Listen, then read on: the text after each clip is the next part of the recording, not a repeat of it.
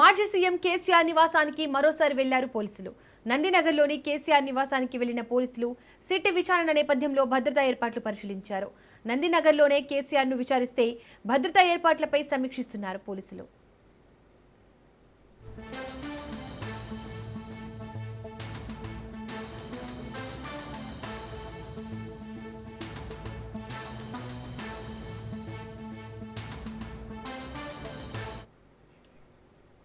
మాజీ సీఎం కేసీఆర్ నివాసానికి మరోసారి వెళ్లారు పోలీసులు.